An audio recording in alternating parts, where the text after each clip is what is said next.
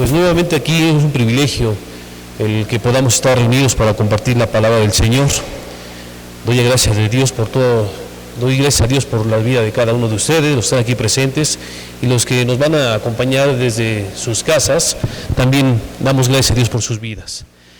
El tema de hoy es un tema muy sustancioso.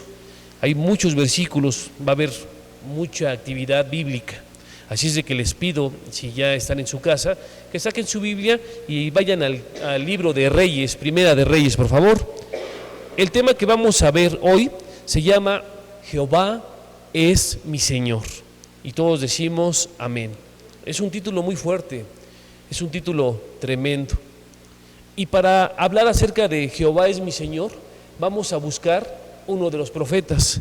Hay un profeta, el cual lleva por nombre Elías, y Elías significa Jehová es mi Señor. ¿Sabían eso? El significado del profeta Elías. Elías significa Jehová es mi Señor.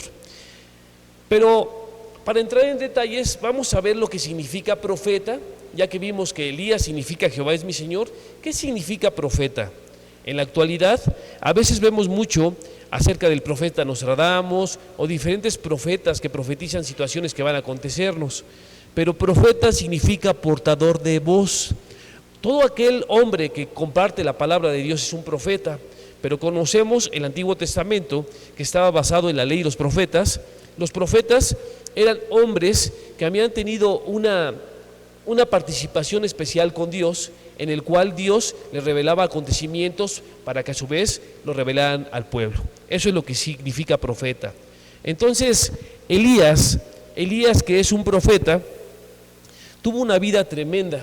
Era un hombre de fe, fue un hombre que no conoció la muerte, porque él fue arrebatado por el Señor. Mucha gente dice que fue arrebatado por unos carros de fuego, pero si tú lees la Biblia dice que Elías fue arrebatado en medio de unos carros de fuego por un tornado. Y para entrar en detalle vamos a ver la vida de Elías.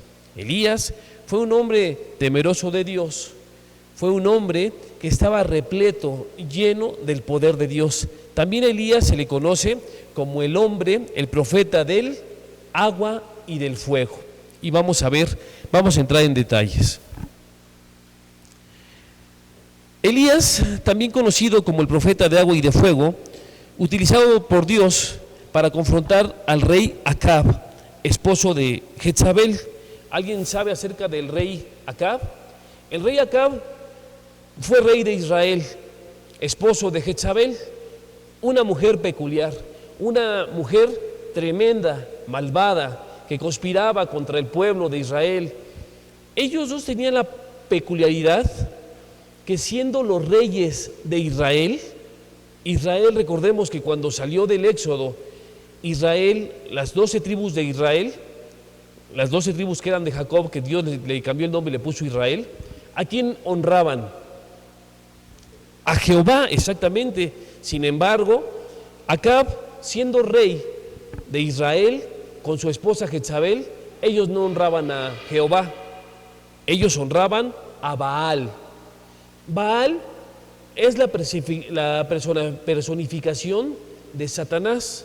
Recordamos también cuando en el libro de Mateo Jesús dice acerca de la ¿cómo se llama esta? En Mateo nos habla acerca de la blasfemia contra el Espíritu Santo, La blasfemia contra el Espíritu Santo, dice Jesús, que dos reinos divididos entre sí, esos reinos no van a permanecer. Y también dice, si Belcebú estuviera dividido entre sí, su reino no prevalecería. Baal o Belcebú es lo mismo, solamente cambia la forma de pronunciarlo. Entonces, el rey Acab, esposo de Jezabel, eran personas que honraban al dios Baal, el dios conocido como el dios del agua, del fuego, del trueno y perdón, se me fue el apunte. Dios de la danza, Dios de la fertilidad, perdón por la palabra, se me fue. Dentro de esta abominación que cometía el rey Acab, y Jezabel.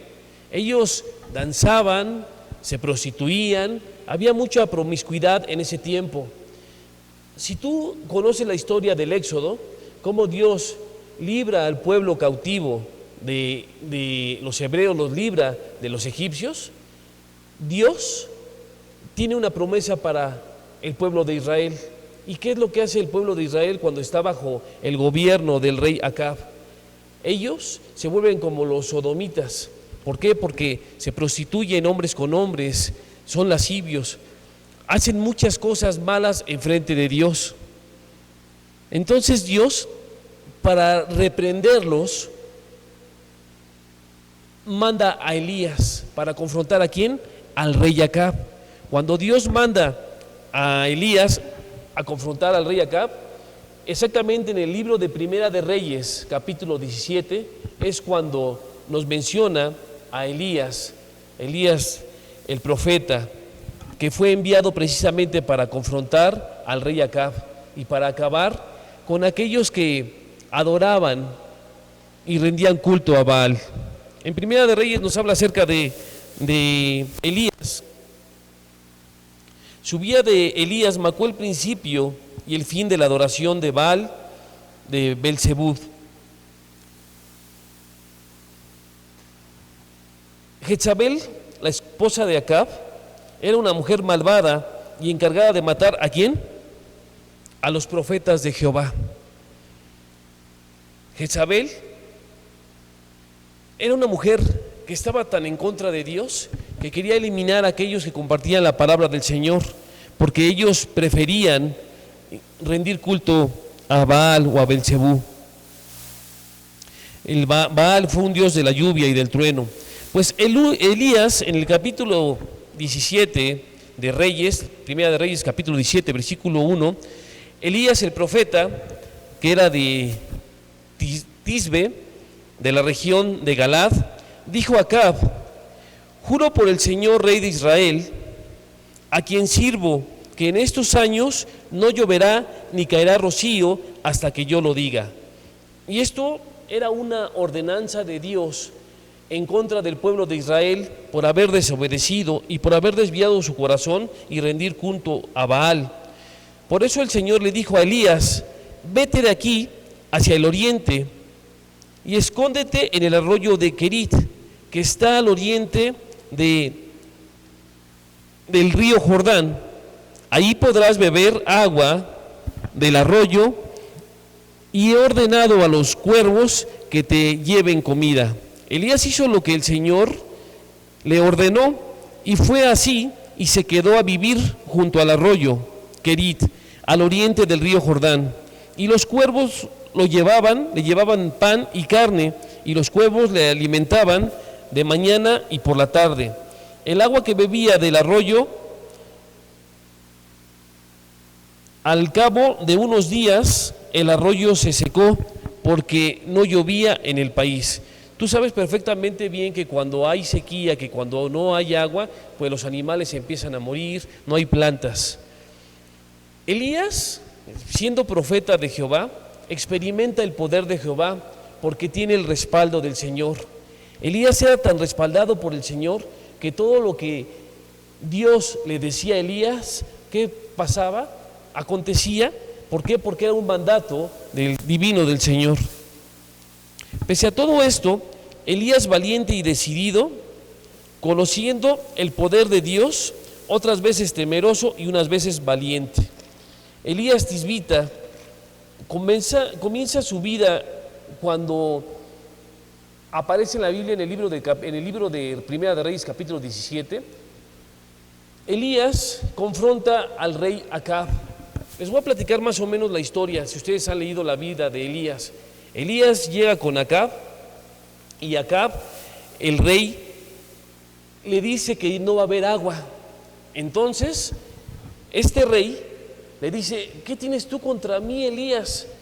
¿Qué tienes tú contra el pueblo de Israel? Y Elías le responde: no soy yo el que tengo nada contra ti, eres tú el que tienes algo contra Dios. Por eso es de que va a haber una sequía. Y viene una sequía de manera tremenda. Entonces, el rey Acab empieza a ser confrontado por Jehová y el pueblo de Israel empieza a sufrir una gran sequía.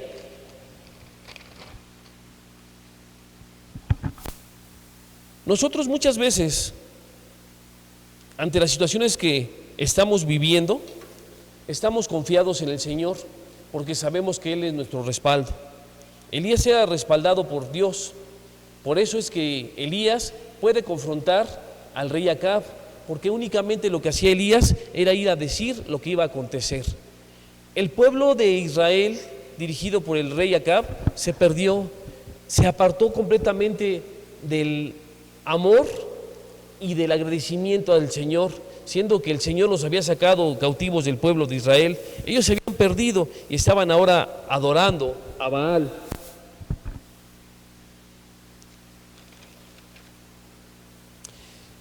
Vamos al libro de Elías, al libro de Primera de Reyes, el capítulo 18, versículo 20, por favor.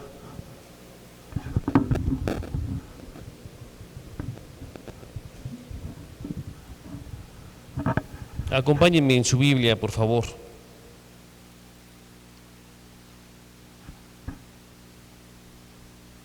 Primera de Reyes, capítulo 18.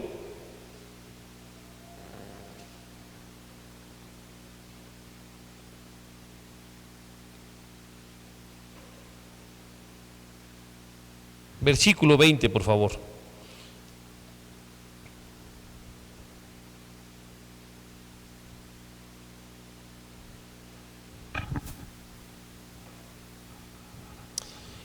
Dice que entonces Acab envió a todos los hijos de Israel y juntó a los profetas en el monte del Carmelo. Y acercándose Elías a todo el pueblo, dijo: ¿hasta cuándo cojearéis vosotros entre dos pensamientos? Si el Señor es Dios, seguidle, y si Baal, id en pos de él. Y el pueblo no respondió palabra. Esto se refiere a que Elías está confrontando al pueblo. ¿Por qué? Porque el pueblo creía más en el rey Acab que en el propio Jehová. El pueblo de Israel estaba perdido y creía más en Baal. Por eso es de que Dios les había mandado una gran sequía. Por eso es que Dios había mandado una gran tribulación. Para esto entonces el rey Acab manda a llamar a los profetas, 450 profetas de Israel y 400 profetas de Aserina, que comían de la mesa de Jezabel. Elías los confronta a los profetas. Entonces piden que haya un buey, y este buey, piden dos bueyes. Un buey lo van a ofrecer ellos en holocausto. Para ofrecer holocausto al Señor necesitamos ¿de qué? De fuego. Entonces Elías les dice a los israelitas, a los que eran seguidores del pueblo del rey Acab, les dice: ¿saben qué? Hagan su holocausto y pongan ahí el buey, y entonces oren a su Dios Baal, que era el Dios del agua y Dios del fuego, para que caiga fuego del cielo, y entonces se enciende el holocausto. Así hacen los 850 profetas y empiezan a orar, a bailar, a danzar. ¿Y qué pasa cuando están pidiéndole a su rey Belcebú, a su rey Baal? No pasa nada. Y después de toda la mañana y del mediodía, nada acontece. Para esto Elías empieza a burlarse, a decirles: ¿sabes qué? Seguramente tu Dios pues está ocupado en otra tarea, seguramente se detuvo porque está cansado. Se burla de ellos. ¿Por qué? Porque Elías sabe perfectamente que no hay poder en ese Dios falso, en ese Dios inventado por los hombres. Entonces Elías les dice: traigan el buey que me tocó a mí. Pone su buey, lo prepara, hace el holocausto y pide que hagan una zanja, y le pide a los profetas que vacíen agua, que viertan agua sobre esa zanja. Les pide que lo hagan una vez, que vacíen 3 cántaros de agua, que lo pongan alrededor de la zanja. Y así pasa. Les dice que lo hagan una vez, 2 veces y 3 veces. Entonces, con todo esto, se pone a orar a Jehová, ¿y qué pasa? Imagínate, si has estado alguna vez intentando encender carbón, qué difícil es. Ahí estás con el periódico, con el soplador y no prende. Ahora imagínate un holocausto grande que iba a ser ofrecido a Jehová, que estaba toda la gente viendo y el nervio del que lo estaba preparando. Pero Elías no tenía nervios, ¿por qué? Porque él confiaba ¿en quién? Él confiaba en Dios.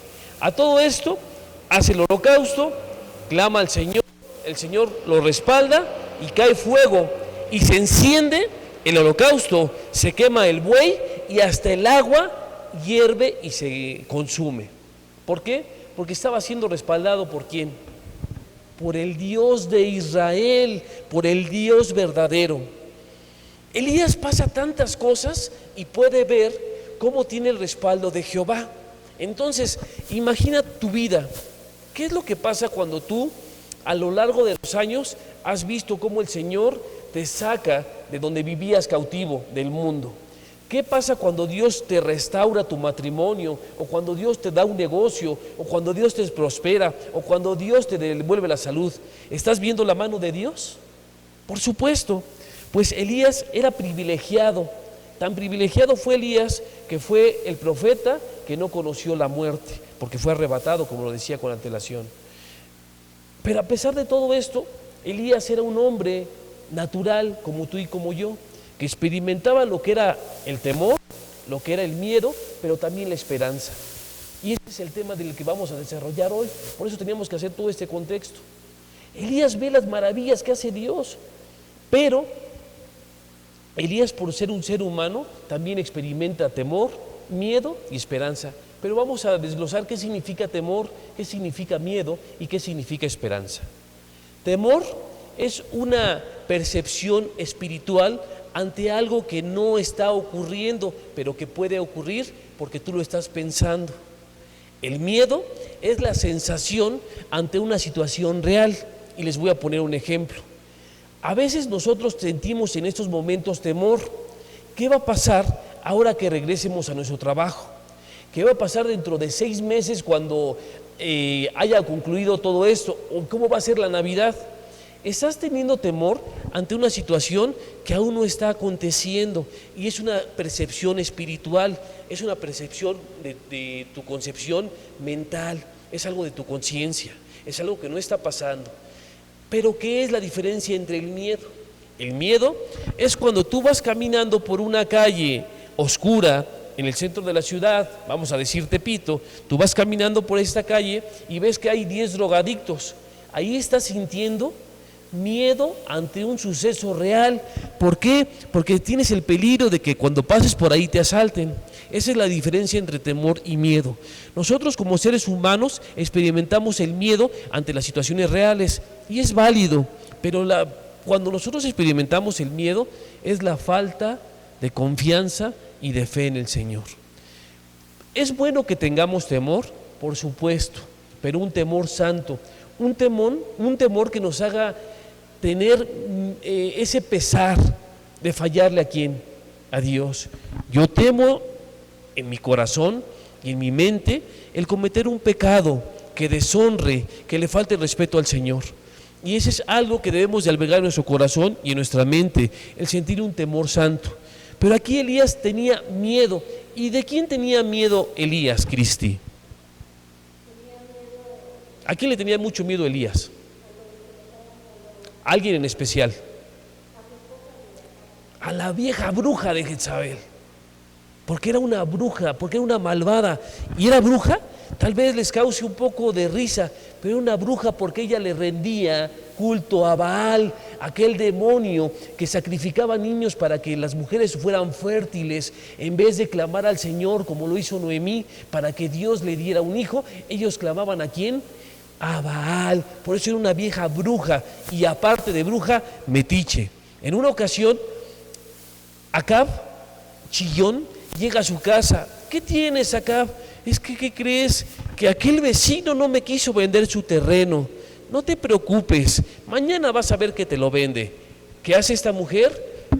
Le pide a unos hombres que difamen a aquel que no le quiso vender el terreno, que lo difamen, ¿para qué? Para que lo maten, y una vez que lo matan, le dice a Acab: Acab, no te preocupes, ya tienes tu terreno, ve y toma la posesión. Era una vieja bruja y chismosa, y Acab era un hombre chillón. La muerte de Acab fue algo terrible, igual que la de Jezabel, porque se cumplió la profecía del Señor. Pero con esa maldad de Jezabel, ¿qué es lo que sentía Elías cuando Acab, el rey, es confrontado por Elías, y Elías confronta a su vez a los profetas y le demuestra que son unos mentirosos? Y después le dice a Acab: no te preocupes porque va a venir la lluvia, y todo eso se cumple. Entonces Acab, que era bien chismoso, va con Jezabel y le dice: ¿qué crees, Jezabel? El profeta Elías hizo esto y esto y esto como instrumento del Señor, porque realmente ¿quién es el que hacía los milagros? ¿Quién es el que hacía los prodigios? Era Dios. Elías únicamente era un profeta, un portavoz. Entonces cuando Elías comete esto, acá va y le dice a Jezabel, y Jezabel se pone loca y le dice, le manda un emisario, le manda una persona a Elías para decirle: te prometo que esto que tú hiciste lo vas a pagar muy caro, y tú vas a ser igual que los profetas que he matado, tú vas a ser uno más de ellos. Elías, hombre fuerte, hombre consagrado al Señor y temeroso del Señor, ¿qué fue lo que sintió en ese momento? ¿El respaldo de Dios? No, no tuvo el respaldo, tuvo un gran miedo. Y con ese miedo, ¿qué hizo? Patitas, ¿para qué me sirven? Y vámonos. Huyó hacia el monte Oreb. A mitad del camino, Elías se sienta en un árbol y dice, en un enebro, y dice: ay, mejor ya mátame, ya que mi vida se acabe aquí, Señor. Todo esto viene registrado en el libro de Reyes, por eso les pedía que lo leyeran. Es muy largo todo y sustancioso todo este tema, por eso les pido que cuando estén en su casa lean el libro de Reyes, Primera de Reyes, capítulo 17 en adelante hasta Segunda de Reyes, donde viene la muerte de Jezabel.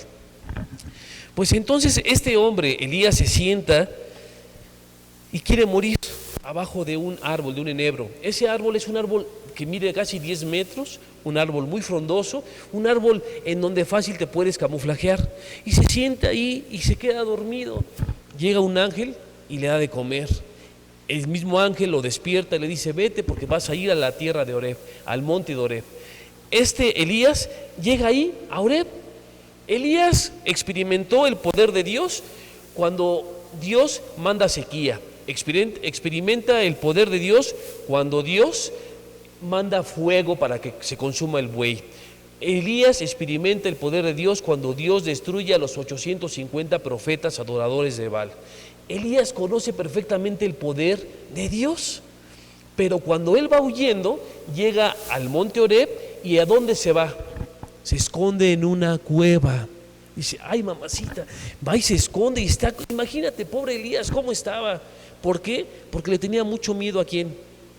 Porque era una bruja, Jezabel, era una mala mujer, era una mujer perversa, una malvada mujer. Entonces, cuando Elías está escondido, de repente escucha una voz, y es la voz de ¿quién? La voz de Jehová, que le dice: ¿qué haces aquí, Elías? Dios sabía qué estaba haciendo, sí, no le estaba preguntando de la manera: ¿y tú qué haces aquí? Le dice: oye, ¿qué haces aquí? Después que conoces mi gloria, mi poder, mi soberanía, ¿cómo es posible que tengas miedo? Nuevamente escucha la voz de Dios.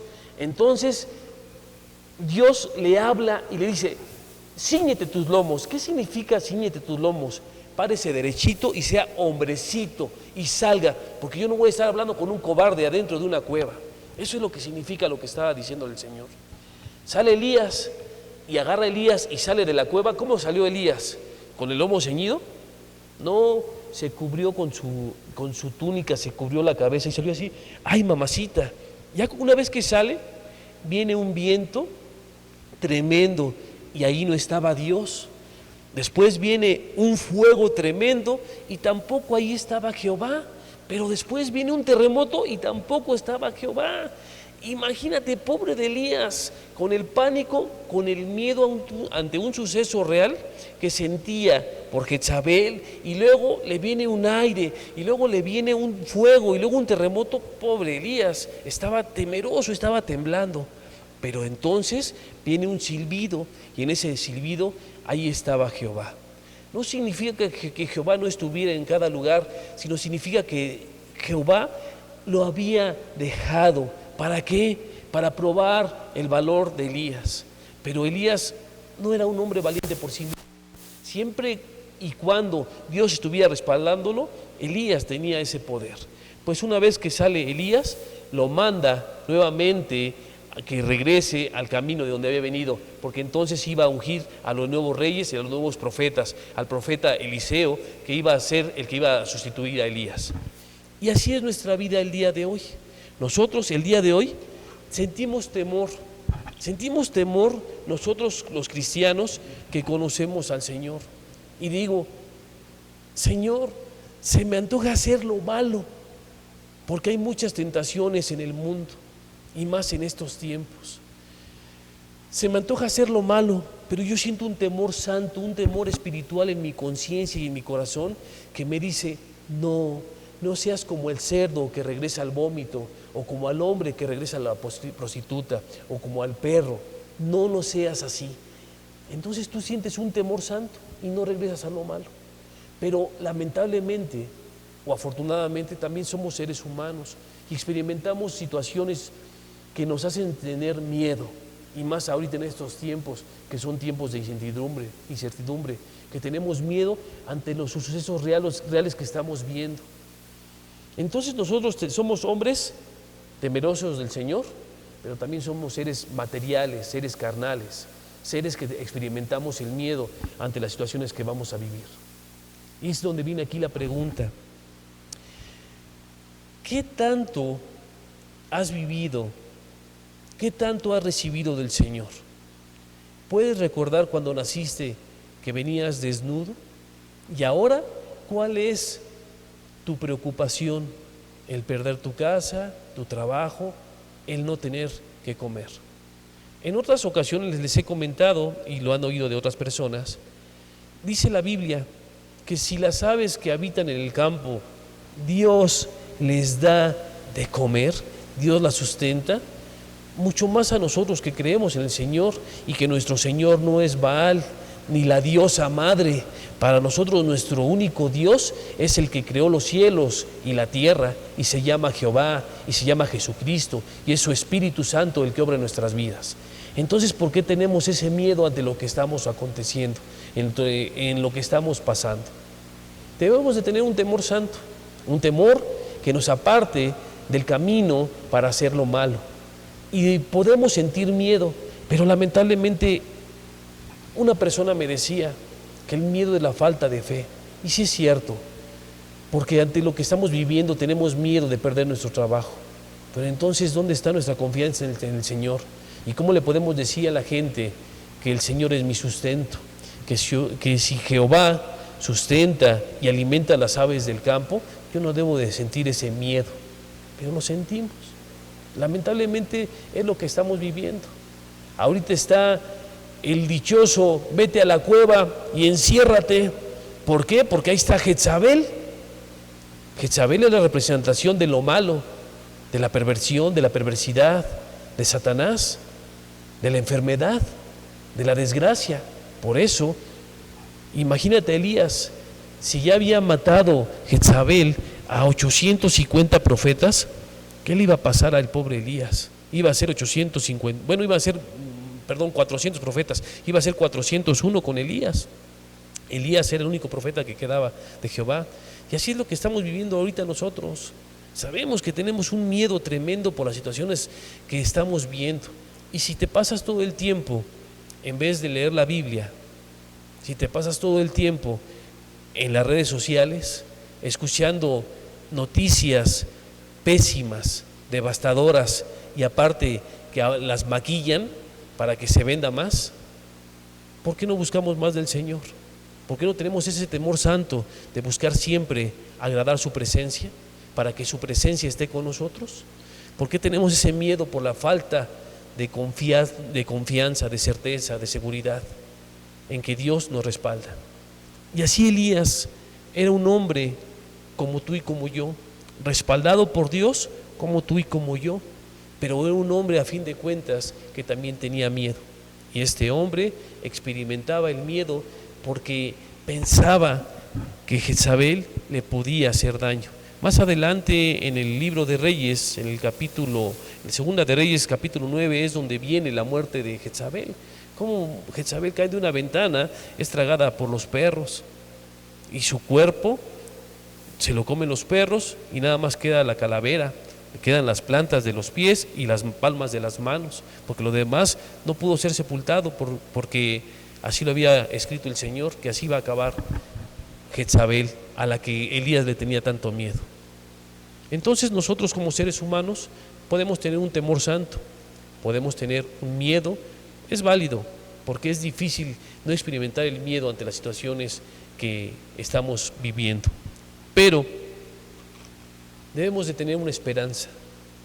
Conocemos perfectamente que Dios mandó a su Hijo unigénito para que todo aquel que en Él cree no se pierda, mas tenga vida eterna. Sabemos que Dios es poderoso, que Dios es fuerte, que Dios es omnipresente, omnisciente, omnipotente. Si Dios está conmigo, ¿quién puede estar contra mí? Es verdad que en el día a día nos levantamos con la zozobra de qué es lo que va a venir el día de hoy, pero deberíamos de hacer todo lo contrario, despertar con la certeza y la convicción de que tenemos a un Dios que nos respalda, que gobierna, que nos protege. Y para aterrizar el tema acerca de Elías, les voy a pedir a todos en su Biblia que me acompañen con el Salmo 91. Cuando estén ahí me dicen, ¿cómo vamos con el tiempo? Salmo 91, por favor.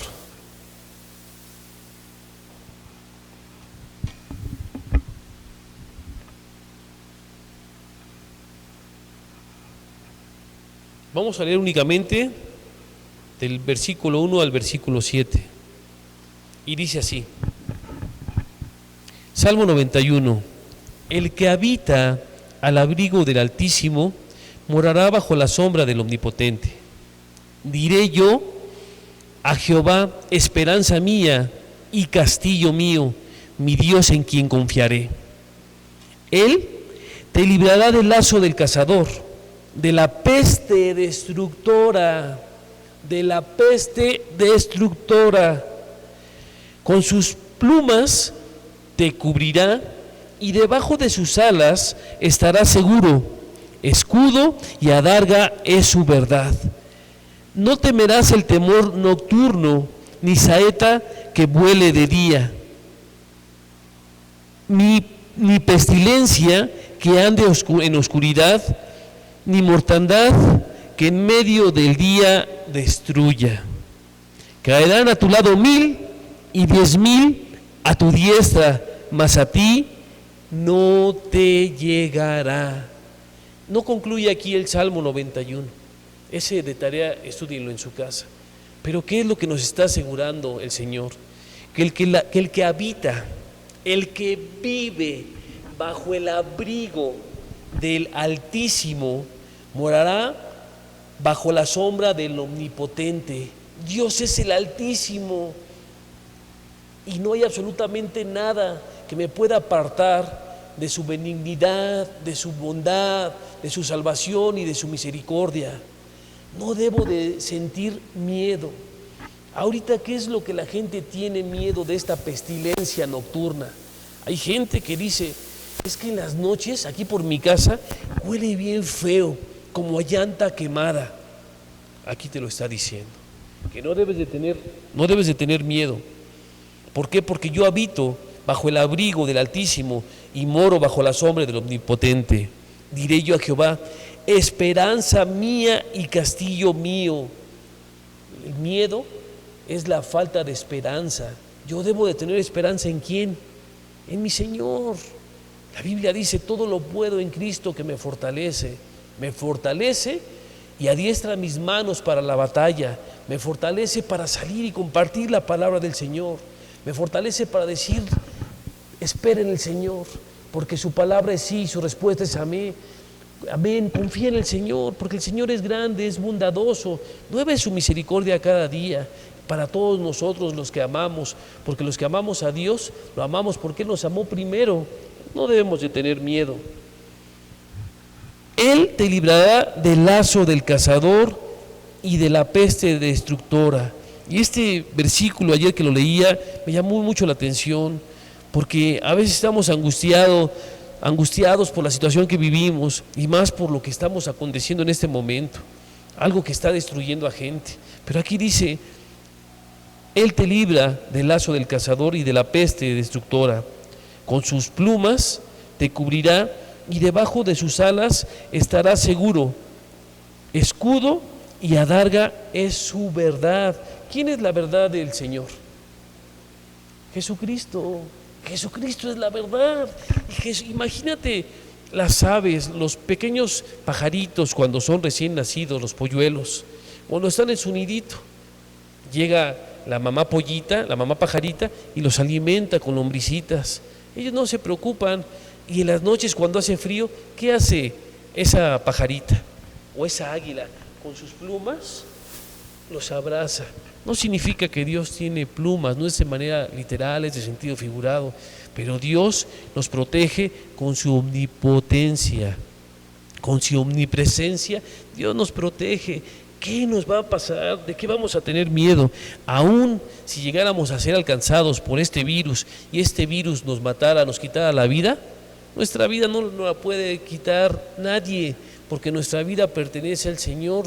Y aunque hoy yo muriera por esta situación, estoy convencido y seguro de que soy victorioso en Jesucristo y que voy a alcanzar la vida eterna. La Biblia dice, busca primeramente el reino de Dios y su justicia, y lo demás vendrá por añadidura.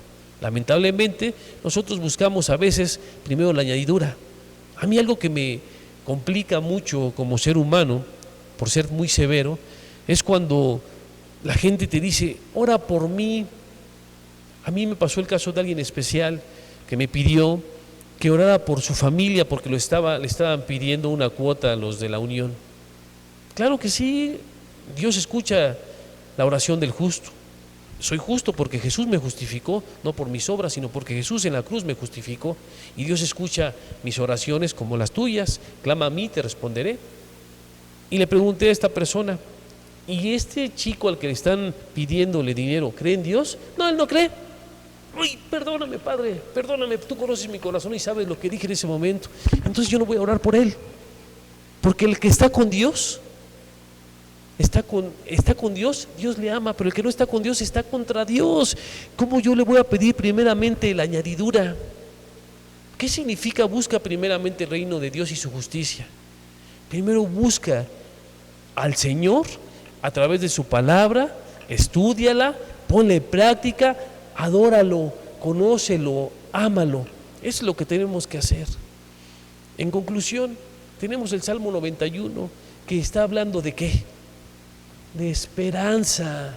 Tenemos un temor santo en no cometer lo malo a través de nuestra conciencia que nos dice, nuestro Pepe Grillo, ¿no? Que nos dice, no hagas esto sí haz. Y tenemos un temor santo.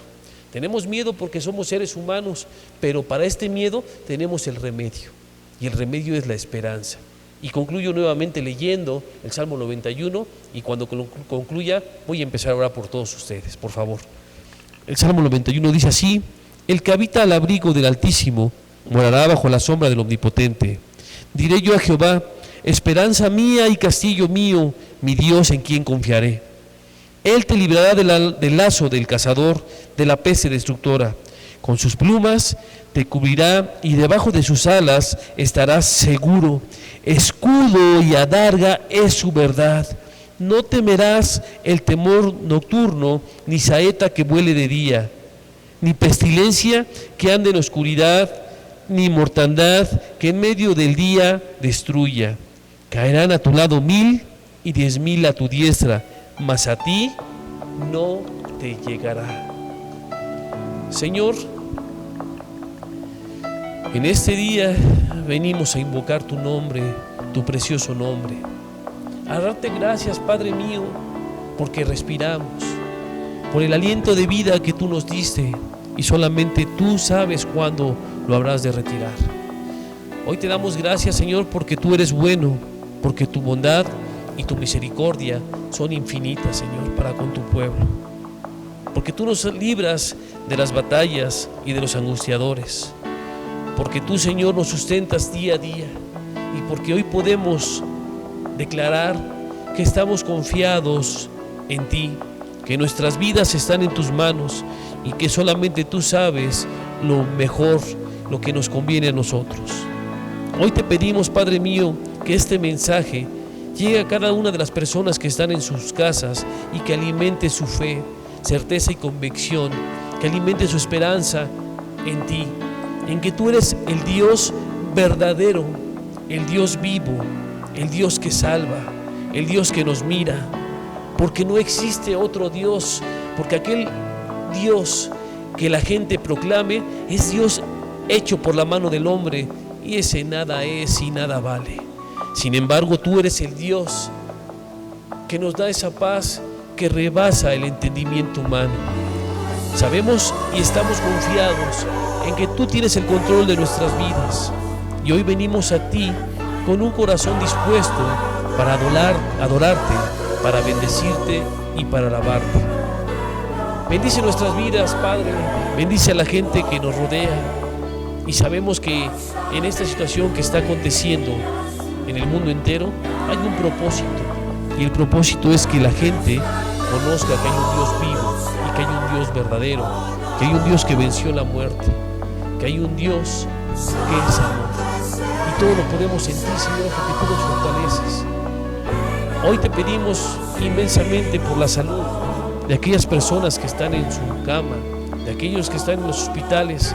Ten misericordia, dale sanidad, pero principalmente dale salvación, porque la muerte únicamente me puede quitar de este mundo, pero después de este mundo, después de la muerte, hay una vida eterna en ti, Jesucristo, Señor nuestro. Hoy te pedimos bendigas a nuestro pastor, bendigas a cada uno de los siervos que trabajamos aquí para esta tu iglesia, Señor, porque tuya es la gloria, la honra y la alabanza por los siglos de los siglos, e siempre así será, Señor. Hoy te agradecemos por este tiempo, porque hasta hoy tú nos has sostenido. No importa lo que hemos padecido, no importa lo que hemos atravesado, sabemos que estamos victoriosos y confiados de ti, porque en tus manos están nuestras vidas. Gracias, Padre, te doy por este tiempo y por la vida que nos das. Gracias por la vida de la gente que está escuchando este audio en esta mañana. Llega tú a su corazón, entra en su mente, tócalos, bendícelos, porque la obra es tuya, Señor. Te agradecemos inmensamente por un día más de vida, por este regalo que nos das de estar aquí hoy para compartir tu palabra. Gracias, Padre, te damos en el nombre que está por encima de todo nombre, el nombre único y verdadero del Dios vivo, nuestro Señor Jesucristo. Amén.